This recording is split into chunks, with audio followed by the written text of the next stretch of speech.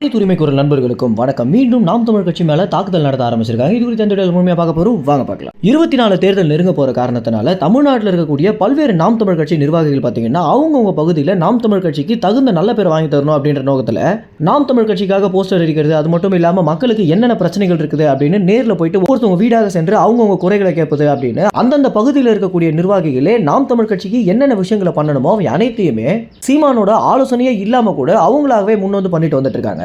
இதை பார்த்து ரொம்பவே கடுப்பான பாஜக கட்சியில் இருக்கக்கூடிய ஒரு சில நிர்வாகிகள் பார்த்தீங்கன்னா அந்த பகுதியில் இருக்கக்கூடியவங்களை தூண்டி விடுறதும் நாம் தமிழ் கட்சியின் மேல தாக்குதல் நடத்துறதும் அப்படின்னு தமிழ்நாட்டில் பல்வேறு இடங்கள்ல இன்னமும் நடந்துட்டு தான் வந்துட்டு இருக்கு. இதுல ஒரு செய்தி தான் பார்த்தீங்கன்னா நேற்று தினம் வெளியாகிருக்கு. கோவை சிங்கநல்லூர் பகுதியில் இருக்கக்கூடிய நாம் தமிழ் கட்சியின் பொறுப்பாளரான ஆசிக் பொங்கல் வாழ்த்து சுவரொட்டியை ஒட்டிட்டு இருக்கும்போது கஞ்சா போதையில வந்த 2 பேர் பார்த்தீங்கன்னா அவரையும் அவர் கூட போஸ்டர் ஒட்டிட்டு இருந்த பாலாஜி அப்படின்றவரையும் தாக்கியிருக்காங்க.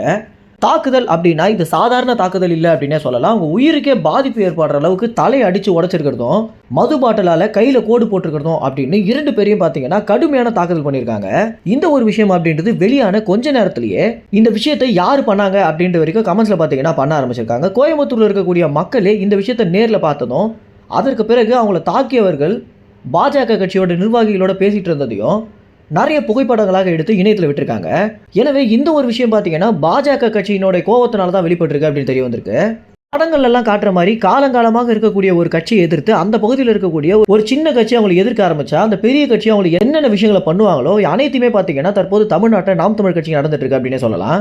ஒரு பக்கம் நாம் தமிழ் கட்சி மக்களை எப்படி அணுகலாம், மக்களிடம் எப்படி தங்களுடைய கட்சியை வளர்க்கலாம் அப்படின்னு யோசிக்கும் போது தமிழ்நாட்டில் காலங்காலமாக இருக்கக்கூடிய கட்சியான திமுக, அதிமுக மற்றும் இன்னொரு கட்சியான பாஜக பார்த்தீங்கன்னா போட்டிக்கு நாம் தமிழ் கட்சி இருக்கவே கூடாது அப்படின்னு அவங்களால என்னென்ன காரியங்களை பண்ண முடியுமோ அவை அனைத்தையுமே பண்ணிட்டு வந்துட்டு இருக்காங்க. குறிப்பா 24 தேர்தலை பொறுத்த வரைக்கும் சீமானுக்கு அதிகப்படியான ஆதரவு இருக்கிறது தெரிஞ்ச பிறகுதான் மீண்டும் இந்த மாதிரி தாக்குதலில் ஈடுபட ஆரம்பிச்சிருக்காங்க. ஏற்கனவே காளியம்மாள் பேசிட்டு இருந்த ஒரு மேடையில திமுகவுடைய குண்டர் பார்த்தீங்கன்னா மது பாட்டில தூக்கி வீசி இருந்ததும், அதற்கு பிறகு பிரச்சாரத்திற்கு போயிட்டு இருந்த நாம் தமிழ் கட்சி நிர்வாகிகளை திமுக குண்டர்கள் தாக்கியது அப்படின்றதும் ஒரு பெண்டிங்ல இருக்க கேஸாகவே இருந்துட்டு இருக்கு அப்படின்னு சொல்லலாம். இன்னி வரைக்கும் பாத்தீங்கன்னா இந்த ஒரு கேஸ்க்காக திமுக இருக்கக்கூடிய யாருமே கைது பண்ணாம இருக்காங்க காவலர்கள். ஒரு ஆட்சியில் இருக்கக்கூடிய கட்சி அப்படின்றதுக்காக இந்த அளவுக்கு கேவலமான வேலைகளை செய்யக்கூடாது அப்படின்றது தான் நாம் தமிழ் கட்சின்னு மட்டும் இல்லாம தமிழ்நாட்டில் இருக்கக்கூடிய திமுகவை விமர்சிக்கக்கூடிய விஷயமாக இருக்கு. மேலும் இந்த தகவல் குறித்து என்ன நினைக்கிறீங்க அப்படின்னும், இந்த மாதிரி உங்களுக்கு தெரிஞ்சு எந்தெந்த தாக்குதல் வெளிவராம இன்னும் இருந்துட்டு இருக்கு அப்படின்றத உங்க கமெண்ட்ஸ் தெரிவிங்க. நன்றி, வணக்கம்.